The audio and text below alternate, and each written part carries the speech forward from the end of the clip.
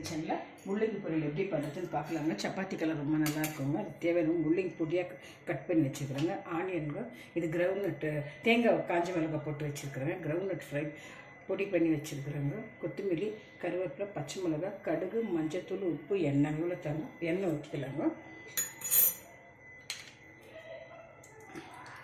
முள்ளங்கி போட்டு நல்லா வதக்கிடலாங்க. மஞ்சத்தூள், உப்பு போட்டு வதக்கிடலாங்க. வதங்கிடுச்சுங்க ஃப்ரெண்ட்ஸ். இப்போ கிரவுண்ட்நட் போட்டுக்கலாங்க. இந்த தேங்காய் காஞ்ச மிளகாய் போட்டுடுங்க. கொரியண்டர் லீஃப் இவ்வளோ தாங்க. இது ரெடி ஆகிடுச்சுங்க ஃப்ரெண்ட்ஸ் முள்ளங்கி பொரியல். இந்த சப்பாத்திக்கெல்லாம் ரொம்ப ஆக்டாக இருக்குங்க. நீங்களும் ட்ரை. முள்ளங்கி பொரியல் ரெடி ஆகிடுச்சுங்க ஃப்ரெண்ட்ஸ்.